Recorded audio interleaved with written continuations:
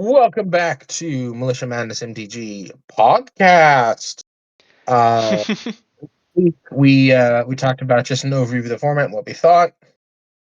Worth noting, there was something we failed to mention last week. We'll spend 5 minutes mentioning it in this episode. But apart from that, this episode is about white cards, and with a non-white card of the card of the week or whatever you want to call it. Yes. So this week I brought as my card of the week Mirror Shell Crab. I think it's Yeah. like as a card that needs to be recognized as like interesting in the format that does stuff not really anywhere outside of here. Is this just does nice double duty as a flexible slot of a 3-mana counterspell that also can stifle stuff, which could be relevant, but also just a 7-mana 5/7 with Ward 3, which doesn't seem like it would do much, but Ward 3, like especially like when you're like having a board beside it, is pretty troublesome to deal with. Yeah, no, I think I underplay this card. I think it should be in definitely more blue decks than it is in mine, which is 0. The full double duty is like a counter spell that you can cast in the mid game or a threat. It's just very, very good. Yeah, and like a nice niche it does have too is like a lot of the 3-mana counterspells you'll see are like blue colorless. This is 2 colorless and a blue. So like it has that nice bit where you don't have to leave as much blue mana up. It is only a mana leak style, so it has a little trouble there. But Being able to counter ability is huge too, right? Like, yeah. And it doesn't have the other problem of other mana leaks where the longer it sits in your hand, the less effective it gets to be. It's like if it sits in your hand for long enough, it becomes effective again. yeah. And that's sick to me. Mm-hmm. Okay. I think that's all on the card. Do you want to actually say like what our topic for this week exactly is going to be, and then get into it? We're talking about white cards, but I did want to mention the point of last week we talked about how versatile the format is. It is worth noting that you can play any one color combination, you can play any 2-color combination, and you can play the Straits of New Capenna 3 colors. You cannot play the Shards of Alara. Yeah. You can't play the con colors. Yeah. Like no clans. a bummer. Which I would really like to play Jeskai. I hope we get something for that eventually. Yeah. Also, like Teamer Walls would be pretty good. There's a Mardu artifact deck that combines Core Skyfisher, Refurbished Familiar, and Experimental Synthesizer that I really, really want to play. Yeah, because the main thing the Walls misses from not having red is just the haste enablers and Valakut Invoker. Yeah. And it's much more annoying to win a game without that. Yeah. You have to jump through a lot more complicated hoops. Yeah, one of my potential win cons in it when I was just doing green-blue was like Wall of Pharaohs, which can tap to deal 1 if you have a desert on the field, and just untapping that once you have infinite mana. That sounds miserable. Yeah, but it's a defender for 2 mana, so it added to the counts. Oh. Oh, yeah. Man. That's the thing that we wanted to touch on that we didn't mention last week. But apart from that, today we are talking about white. Not just white cards, but like what white does well, what white doesn't do well, what are the combinations you can play, what is its general strengths and weaknesses, that kind of stuff. Yeah. Thoughts? Yeah, I think like white's best like position here is just like having value early drops that are honestly like pretty unrivaled in their utility, because like you get novice inspectors and all that, and you get like core skyfishers, and that just creates like such a valuable package by itself that also like helps carry you into the late game if you start to brick, which consistency is, I guess, like a big name of like what white does in this format is it doesn't ever feel just completely awful and bricked. And it's worth noting, it has some very, I guess we'll talk about it at the end, but white's versatility is just like unmatched, and it pairs so well with other colors. Like Core Skyfisher is good in white blue, it's good in white black, it's good in white red, it's even good in white green. Like the Core Skyfisher, Militia Bugler, that type of like curve that you're already incentivized to do, combined with like Pile Sentinels on 4 to take the Monarchy, that kind of stuff, Battle Screech in like really heavy white decks, those kinds of things. Yeah, There's Prismatic a Strands unicorn being a full like Yep. half fog. Yeah, one-sided is very relevant. yeah. It's very, very, very, very good. It also like I think it leans aggressive. I think if you're in white, white is not bringing the removal or the like late game inevitability into your deck. It's definitely adding the pressure stuff. But I also want to talk about a card that pops up a lot in white decks, I think more than any other deck, which is Basilisk Gate. The ability to just Basilisk Gate your core Skyfisher or Basilisk Gate your Outlaw Medic or even Basilisk Gating your Raven Inspectors or your Savannah Lions or Yeah, your Elite Vanguard. It's just really, really good because white gets access to flying and vigilance, which are really, really good offensive abilities with Basilisk Gate, and it gets access to Lifelink, which is a really, really good defensive ability with Sacred Basilisk Cat. Gate. And yep, Sacred Cat and Outlaw Medic has Lifelink, and there's just a bunch. And like its main deck options are unparalleled, maybe only surpassed by its sideboard. Right, like you have graveyard hate available to you, you have artifact hate available to you, you have lifelink available to you. You even have. I've been toying around with the acolytes, Obsidian Acolyte and Crimson Acolyte, to give you protection from black and red, respectively. Yeah, you also do have literally the enchantment that gives plus or protection from black and red by itself, which I gotta find Yep. here. hmm Which where You is that? also have like another one of the packages that I think is underutilized, certainly in our videos, is Heliod's Pilgrim. I think that's a card that um, neither of us has really scratched the surface of how good it is. Yeah, Um, it's a good just toolbox. being able to, yeah, depending on what your second color is, I don't think it's that good in white blue, for example. But in white black, it can find you removal or the blessing, Gift of Orzhova, which Yeah, is like amazing. And in white green, it finds Armadillo Cloak yep. And then if and you're on a removal. full enchantment strategy, you can also get your ancestral mask. Yep, your Ancestral Mask, your um, armor, or your 2 mana one as well Oh yeah, and in then in like green. yeah, and just like generally Rancor, that kind of thing too is very nice there too. Yeah, it like even in white blue, being able to go and fetch up your unable to stream is still really good. Yep. Being able to fetch up your against like these sideboard utility in auras are just really, really good. Then you can core Skyfisher back and do it again. It's just Yeah. it's very, very, very, very, very good. Yeah, because the best card to search in And blue is what actually banned, which is oh false in yeah, False favor. Favor. Can't play that one, but Yeah. rest in piss. That card is so stupid. Um, but I think when you're sitting down and you're gonna play white, you have the most versatility to you, right? Because white can play so many different roles in so many different decks. So like if you look at like mono white is an aggro deck for sure. I think you lose too much of what it's representing to not be. But Yeah. like you get to play War Falcon. War Falcon. Man. It's simply good. Yeah. It is a Oh. 2/1 flyer that can't attack unless you have a soldier or a knight. And there's hundreds of them in mono white. You can play War Falcon in mono white. Like it's not unrealistic. And you have like a lot of like white cards. You have the white with vigilance. You have a white 2-drop. You have one of the underutilized cards in mono white. I think is Daybreak Chimera, Yeah. Also, which with Mono White, you get Guardian's Pledge to give all creatures +2/+2, which is very, yep, very nice on rate. very, very, yep. And you also get that, but you can cast for free if you have a planes. Remosian Tactics or whatever. I'll put it on the screen. But yeah, it's 4 mana. Give all your creatures +1/+1. But I think it's an instant, and you can cast it for free if you have a planes or something like that. It's very good.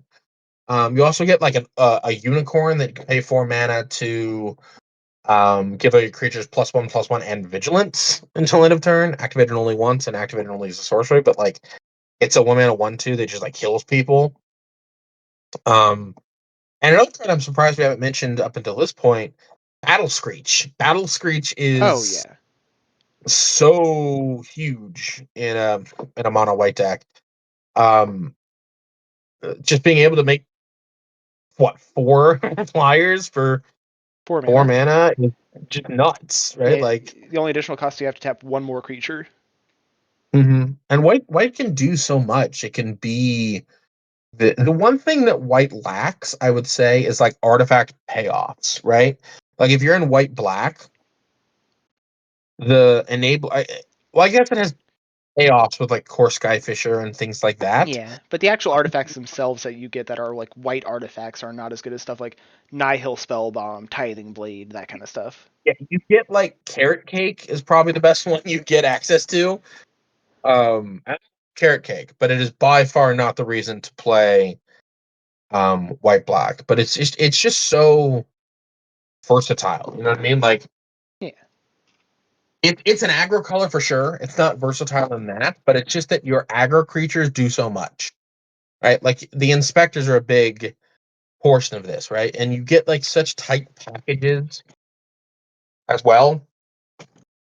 Where you'll have like you just get to curve out every game and like kill people. You get to play like Rafine's Informant and an artifact guy, and I said again, you can't underestimate the power of Basilisk Gate in these types of strategies. They're just very, very good. And the white commanders are really good too. Like mono white, you have a core Skyfisher in your command zone with flash is like really good. That gets bigger when you play lands. Like it's absurd. And then you get like uh, stuff like Lunarch Veteran and Aunt May, which are just like Soul Yeah. Sisters. I think you could perfectly build that deck too in Yeah, mono and then white. I think like it's also Anafenza is just like a good like just strong 2-drop every single game if you want to go for that. hmm And then you get into the like the gold colors, right? So like white blue, you would think white isn't really providing a lot of the ETBs, but they are. You know, blinking a militia bugler, blinking like a helpful hunter or a spirited companion or a Thraben inspector or things like that. Like you don't realize how good that is, especially if your deck cares about artifacts in play for stuff like refurbished familiar and the like. It's just really, really decent. Um, really, really good. White is also the color that I think can use their cataract, their hidden land, the one that you sacrifice and you discover 4, I think. Um, being able to play that for free is really, really good. Getting utility out of your lands is really, really decent in Yeah. white as well. Yeah, they also have like one of the Um, better Eldraine lands because like Idyllic Drain just gets to put a +1/+1 counter on something, and if you're playing mono white or heavy white, it's basically free, yeah, absolutely. and it gets you the It, target off of your land searcher. mhm, which is also very good. Eagles of the North is just Oh yeah, it's actually playable. one. Yeah, it's just actually playable as like a threat. Is really, really good. And Well, then like, yeah, because it's also a board buff. mm-hmm, yeah, Oh man, I love Eagles in the North. Eagles of the North is great. And then you move into like white black, and you get like I think white black's a little bit more interesting to me specifically because it can do so many different things. Once you get into like the white black gold, I guess we should talk about the white blue gold cards, right? Yeah, They're fine, but I think yeah, like white blue they mainly just add like a little specific. value. Yeah, white blue specifically is they either want to be like full on aggressive flyers, and you're playing like Judge's Familiar and like Yeah, Skyward Spider and stuff like that, or you take the flicker stuff, right? And that's kind of where I see white blue being. yeah, because you do Um, get the 2 mana flicker with a flashback, yeah, momentary blink. momentary blink. Yep. Yeah, you also get Turn to Mist, which is decent. But yeah, thinking on the white blue gold cards, I think they lend themselves to be like a very tempo, put a lot of pressure on you and counter the spells that matter type of thing. Where like a blue black or a blue red deck would be like, I'm going to counter everything you do and then kill you with the eventual heat death of the universe, right? Something like that. You can't really do that with white blue the same you could with like blue black.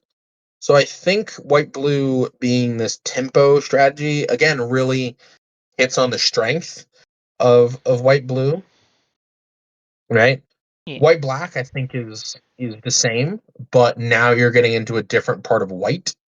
You're getting into like the removal spells, your harsh sustenance, your unmakes, your final payments, and things like that, and then playing the best white removal spells. But you don't need to play like Oblivion Ring because black comes in and really helps you round out that removal aspect that white's lacking. Yeah. Um, and I think that serves as a great transition here to talk about what we think white doesn't do well. And I don't think it gets to the late game and grinds people out nearly as well as like black does, or nearly as well as like blue does, Yeah. or Like its end game payoffs just are not as like actually daunting. I think most of like what it tries to do that's like I say like saying what it succeeds at to like say what it's bad at is like intentionally trying to avoid those late game payoffs by playing like anthems to be like, oh yeah, instead of like playing a 6-drop, I'm gonna just anthem myself and hope that was good enough. And yeah, if you're your getting behind, that means that you're not gonna have any late game, and that's where you'll start to like completely trip over your feet. your cards are very versatile and they do a lot of things, but they age like milk, right? It's like Thraben Inspector is cool and all, but turn 9 Thraben Inspector, it's just not where you want to be Yeah. in a game of Magic, I don't think. Yeah, and I think that's Um, part of the reason why like white has to be like heavily influenced by the Gates package because it makes that milk just a little bit less expired. yeah, sure. It's like, okay, now Yeah, Thraven no, Inspector is a 4/4 for a turn. Hopefully that's something. I get, and like it really relies on versatility in the aggro realm, right? Like Thraben Charms is a great removal spell to use when you're ahead, but when you're behind, it's pretty terrible. Yeah. That exemplifies White's biggest strength to me, biggest weakness to me. Sorry, is like if you get breath weaponed, then you just kind of, huh? You know what I mean? There are ways around it, obviously. Like prismatic strands is pretty decent, but um, there's just like nothing you can do. It almost feels like while your opponent's waiting to kill you because you drew your third, I don't know, Savannah Lions in a row, and you're just like sitting there, and you're like, I felt like I did everything right, and I got board wiped, and they killed my guy, and then I lost, and now I'm just sitting here waiting to die. Yeah, and because it's singleton, like the real Popper's like solution to that is play like a quad set of prismatic strands, which you just can't do here. No, yeah, you get 2 uses of that prismatic strand, and you better use them well, because after that, you're gonna die. Um, but like, I mean, we touched about it a little bit, but like the ability to sideboard against any strategy, White's sideboard ability is, in my opinion, unmatched. You want to kill artifacts? We can kill artifacts. You want to kill enchantments? You want to kill enchantments. You want to deal with graveyards? I can deal with graveyards. You want to kill big creatures? I can kill big creatures. You want to, whatever you want to do, bud, you just let me know. I got it. Right? Like it's very, very powerful out of the sideboard. You want to gain life? I can do that in spades. It's just it's ridiculous the amount of sideboard options that are presented to you for just playing white. Right? Yeah. I added white to my deck, so I got all these sideboard cards basically for free. Right? And not that you should pick a second color or a third color based on the sideboard options given to you. I don't think that's necessarily that smart, but it just means that whatever's going on, you have a chance to play the game the way you want to play the game because you gained 4 extra life, or because a Thraben Charm was an extra removal spell that you really, really needed, or like Unmake, just to exile the thing that people really, really struggle Yeah. with, or just being able to, whatever that big threat is, I don't care, get it off the board, right? Yeah. Oh man. And we talked a little bit about it not being a control color, but it gets access to extort. And I think extort creatures really help flip the control matchup on their head, because they are must deal with threats against control. Or we're just going to sit here, I'm going to play these dinky idiots that ping you to death.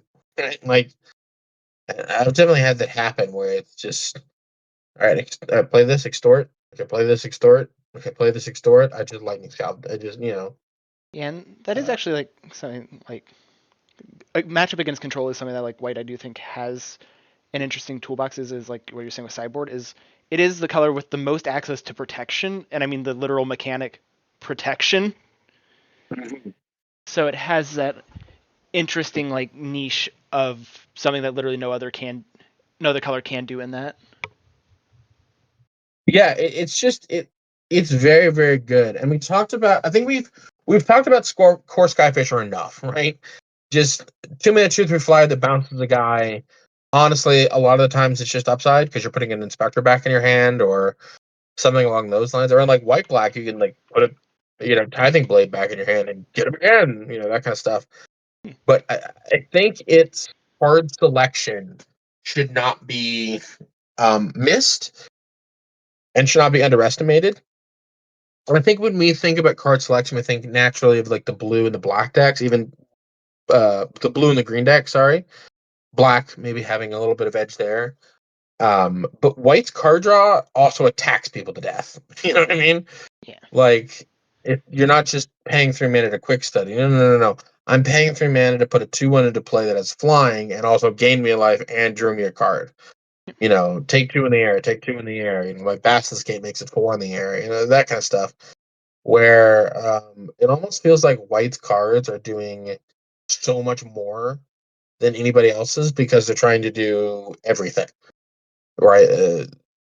They just branch and diverge into so many different aggressively slanted decks. I'll put it that way, right? Like, Mhm. again, it's hard to make a white control deck. It's not impossible. Quaze is a thing and does something similar, I think.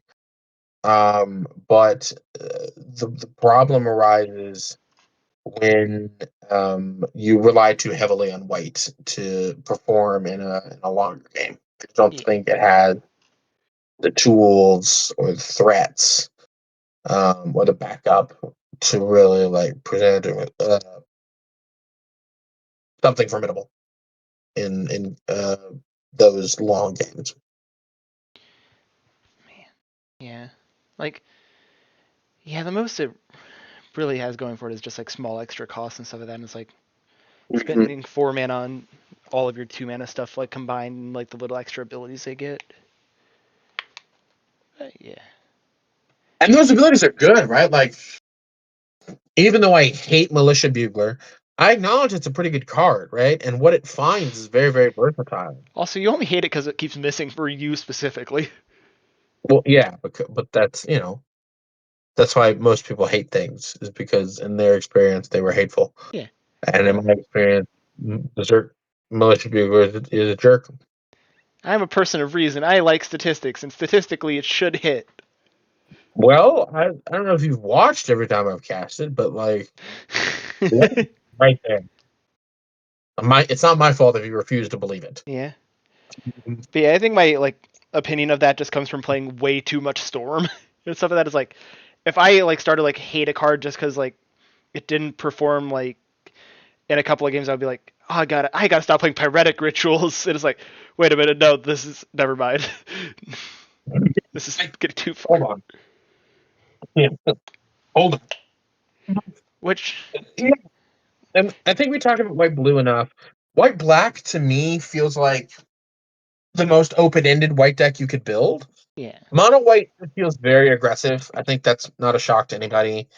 Although you could play a more value-based Ambrosia deck, for example, where you take more advantage of having a core Skyfish in your command zone, and you play like the Monarch, and you play Heliod's Pilgrim, and that kind of stuff. And like you're really just focused on playing like the mid-range game. But I think you're better off just playing like Savannah Lions and attacking people to death. But hey, hmm?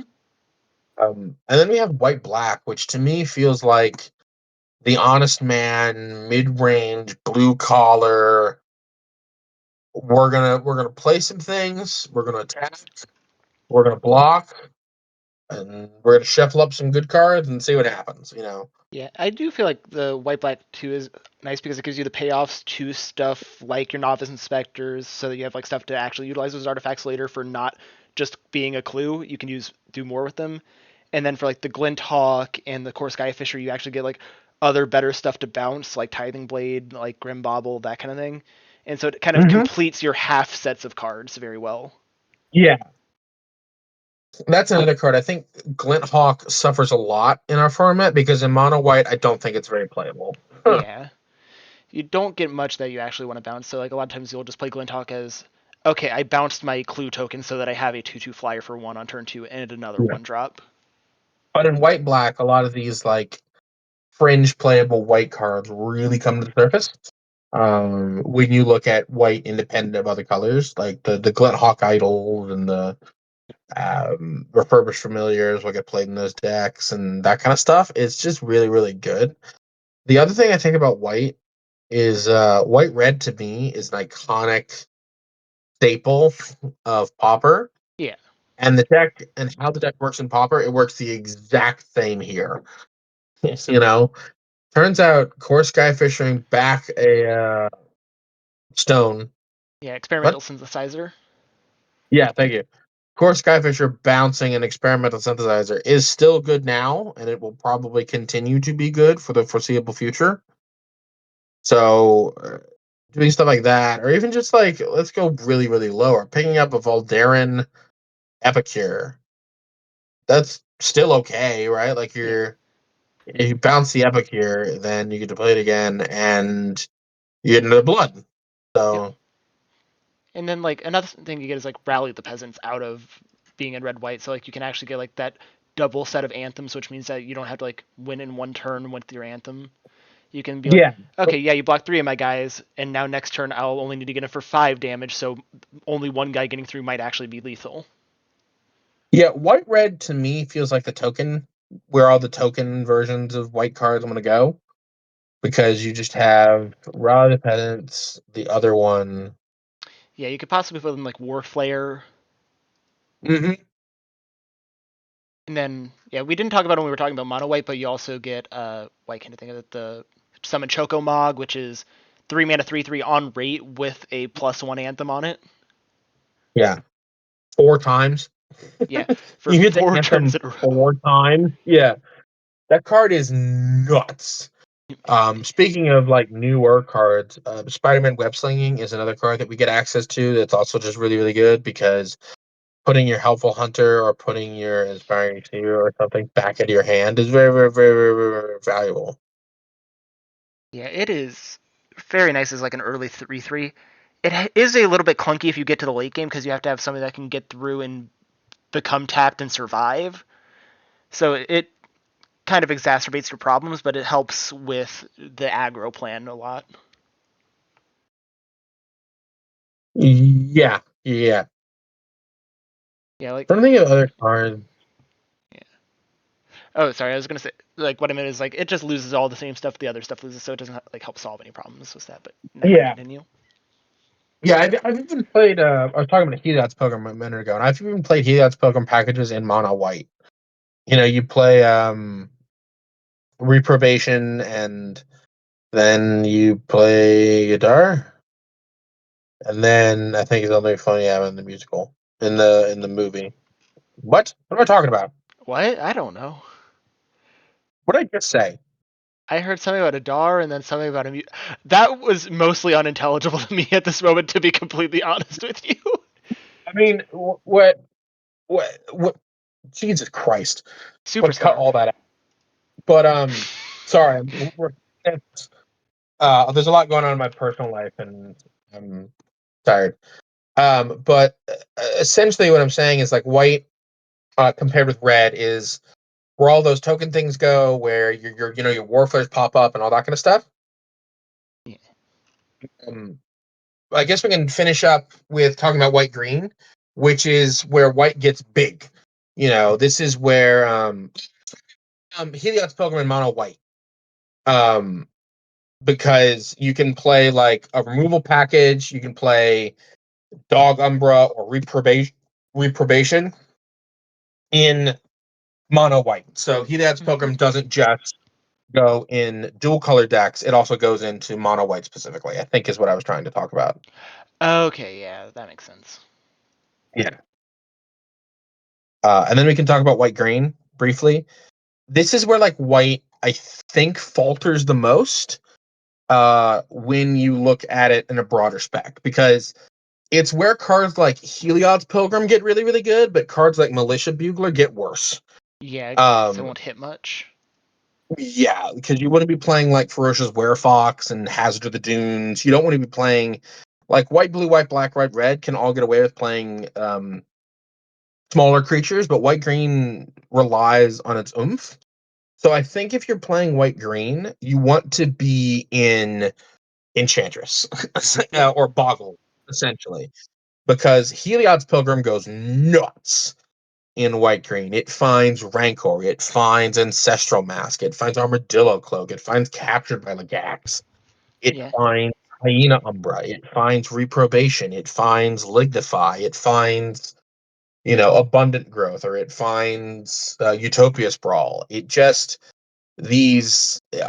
I wanted to even play the 5 mana Heliod's Pilgrim in some white green decks just because of the pool of auras available to you in white green. You just get all the good ones, essentially.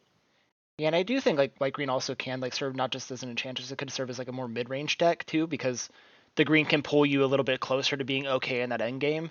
So you can serve you don't have to end by like turn 5 or 6. You can also like, have that little extra oomph that gets you over the edge by having some actual Yeah, big drops. yeah. I do think it's white's worst pairing, because a lot of its nuts and bolts get worse just in the green deck. Your core Skyfisher package you can't supplement with your second color a little bit. Not to say that white green is bad, right? I just think it's very narrow in its execution. Yeah, like because I was like looking at my Spider-Man Indian, it is a little more green than it is white, but like I think like it's like there is still like a good amount of like room there, but that is a deck that leans more on its commander, and I think that is like a good example here of like, hey, if you think there's a color pairing that you feel is weaker, like do look into the commanders because commanders can help make that like distance up fairly heavily. Yeah, but that proves my point, right? You're not playing the things that make white really, really good. You can't play. I mean, Battle Screech in particular feels kind of like a mono white card. The same as like Guardian's Pledge. Yeah, having your critical mass of But white cards is very difficult in like multicolor pairings. yeah, but like I guess you'd maybe play your inspectors in that type of deck, but Yeah, maybe not. I think pretty much every Um, white deck should play inspectors because they are just good rate. yeah, but like the things that are like signposts, like your Militia Bugler and your Core Skyfishers and those types of things, are just a lot worse in the green decks than they are in any other color.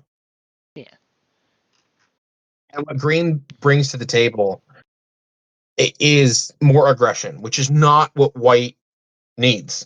The thing that makes I think white red and white black more interesting is both of those colors provide removal and longevity, and red brings more inevitability with like the burn spells you can play.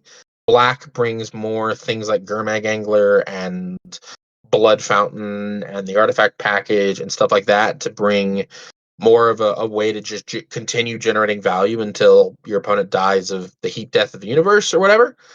Um, but I think with white green, you really need to be aggressive. You really need to be beating down. And I just think a strategy like that is a little bit more exploitable than a lot of other white decks. yeah. Like I think the arena also can like bring in some like extra like staying power though. Like you could like tilt it a little less aggressive, and that's why I was like thinking that is its unique flavor of like with red like you do like burnout and you can possibly like mitigate that. Like Mm-hmm. obviously it's I not don't like going think to be white like green is. a powerful dedicated plan, but like staying power has been something that I've actually been very impressed with in this format in general because Yeah, the kill I don't conditions think are a little white green is harder. bad. I don't think white green is bad. It's just two colors that are doing very similar things, which is attack you, coming together to make it a deck that attacks you, which is not bad. It's just if you're if you're like, I want to play these white cards, what do I do to shore up the weaknesses? I think you want to go towards black or red and maybe not towards green, because your white green decks are going to be just as vulnerable as your mono white decks are. They're going to lose to the same types of things, barring Enchantress. But I mean, you know, single target removal is still good against white green, but for the most part too. So that's what I mean. Is green doesn't help shore up. Like when we get to the green episode, what we said about white, we're going to say a lot about green. Green lacks a lot of. It has a little bit more oomph in the late game, because when you get more lands into play, you can just like slam an annoyed Ultisaur or something like that. But the same type of thing, right? Green wants to go burr. Yeah. Green, like white wants to go wide, where I think green wants to go tall. So combining the two in that sense can be a little awkward. Well, like green does have some wide tools that are actually very nice, especially if you're creature heavy. Because like Yeah, one of the things that we did talk about is like like maybe like running out of steam, but green does give you access to lead the stampede. You meet in a tavern, winding way, which can be a nice set of 3 ways to completely redraw your hand. yeah. Mm-hmm. Yeah, you're not wrong. I just feel like black does that a little bit better, while providing things like Blood Fountain and Tiding Blade and Yeah. things like that, Like the other and note, an actual win condition of a purposely or something like that. yeah, like the other note though is like if you want to do like the black kind of stuff, you have to be leaning on the artifact side of white. If you want to like take yourself any bit away from that, like this does give you an option that doesn't have to be in the artifact part of white. Yeah. The other thing is that what green does do really, really well, we've talked about the negatives enough, but what green does do really, really well is give you like dank Basilisk Gate targets, because Basilisk Gating a thing with trample is just nuts. Yeah. So being able to do that is very, very, very, very, very good. Yeah, and then like And then oh, it also gives you good. access to Nyxborn Hydra and Colossal Dreadmask, which with your dinky little guys that just sit on the field, it gives you a very another nice bit of like I'm gonna have a threat that can move around and not actually be easily removed and just kind of actually end games consistently. Yeah, no, I agree. There are upsides, there are downsides. I just think it's not. And again, I don't think I, if you're gonna pair something with white, I think there are options in all 4 of the other colors, and they're fine, right? They're fine to good. I don't think green is bad. I guess we should talk about the 2 3 color decks, because they're very well. One is very narrow. I think Bant really wants to be this aggressive. Like I built it as Boggles because it was just like the most immediate, obvious thing to Yeah. me. But I think Bant in general, the 3 color decks in our format are going to be largely unexplored. Just because, like Lagrella is just a very It commander, right? doesn't Like it doesn't do think. much. Yeah, no, it removes a thing, which is relevant. Go watch that video. Um, but like it doesn't like give you. You have to come in going, I want to play a Bant deck that doesn't care about my commander, right? Like, and if you want to do that, Bant's an option. I just don't know what that Bant deck is doing. I guess it's very versatile. The things about the 3 color commanders, right? Like if you wanted to build Bant aggro, you can do that. If you wanted to Yeah. build Esper, whatever the crap, you can do that, right? Yeah. Quasar feels very wide open to me. Yeah. There are a lot of different things you can do with a Quasar deck. Another card in white that I do want to mention before we sign off here, because we need to get to like Yeah. wrapping up our thoughts. Also, you did miss one 3 color set, which is Rocco. Oh yeah, we talked about Rocco to death last video, right? We Yeah, think he's I just want to say one of the like better ones. people would Yeah, probably be yeah. yelling at us like, well, you said there are only 2 3 color combinations. Well, there are 3, but yeah. Yeah, the other card in white that I think we should mention specifically because it warps some sideboards is Guardian of the Guild Path. Oh yeah, Guardian That of the Guild Path's card nuts. is very, very, very good. Um, I think it's one of the major draws into white. Yeah, It's like the inspectors are good, and so yeah, because 90% to maybe even like 95 or 98% of your removal is going to be monocolor. Like some yep, people can play like terminate and then like sack effects, but if you're like blue white, like the only like blue white removal I can think of is like chains of corruption. I can't. It's chains of something, but it's a pacifism effectively in blue yeah, and it white, and caps that's it. it. And like, if your Yeah, options probably. are that limited to deal with a card, it can be very, very rough if it ever comes down. Yeah. Red gets some options, notably Fanged Flames and Ghostfire. Yep. Are cute ways of killing it, but Yeah, and in a you'll monocolor, notice. that is very useful. Oh yeah. Like mono blue, you're like, what the frick? I got to counter it or I die. Yeah, well, yeah, essentially, Like, yeah, I think mono green could literally just never deal with it. correct. And it blocks all your creatures, and they just like, Yeah. Oof. very good, very good. And actually, same for mono Yeah, black then, which actually would probably be the most valuable against mono black because a person coming into it playing mono black would think they have great removal. The only way that you'd end up beating it is if you somehow get it to be the only creature on your opponent's field. yeah. Oh man. At least they have options. Like mono blue and mono green literally are like, well, Yeah. I just think it would feel and bad being like the player who's like, I came in with all my black removal and I'm so ready for this everything, and then it's like, oh no. kind of like the moment where you're attacking me with Brawlios and the legendary Dino, and I'm holding Cast Down in my hand. Yeah, it doesn't feel great Yeah. when you're like, I can't kill the thing that's killing me. Just But all the plans falling apart. I think White's biggest strength is versatility, and it's a great support color. But if it's doing the major lifting in a deck, I think you're an aggro deck. Essentially, is what I'm saying. Yeah, primarily. I think white is bringing the aggro side to its decks is the big thing. Not that it doesn't have removal, right? That should be Yeah. noted. It Or at can least, kill stuff. yeah, if not aggro, lower to the ground mid range, which we've Yeah, seen yeah, like yeah. in other formats being stuff like, Kasali Pride Mage and just punching in while like holding your opponent back just enough. But Yeah, I think that's really what it wants to do. yeah, just resting on your laurels with your cards being slightly better until your opponent dies. Yeah, I agree. Okay. And I think that's it for this. Anything else you want to bring up? No, all I want to say is like, comment, subscribe. Sorry for the break there we took. We've Yeah. had some personal sort out. Yeah, some sicknesses, some inclement weather. It's just been a little awkward. But hey, because of the inclement weather, you get podcast. And again, we're gonna do kind of a trailer of what is it? 1, 2, 3, 4 more episodes. Maybe 5. We'll talk about multicolor in and of itself. But I think 4 more episodes because we talk about multicolor every time we talk about a color. Yeah. So after that, we'll see how you guys respond to it. This might be a 4th video that you get every week.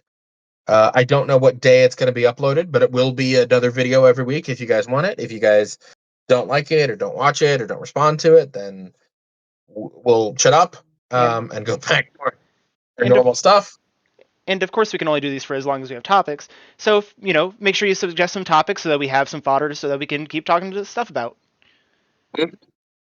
Apart from that, like, comment, subscribe, and check out the Discord. Yeah.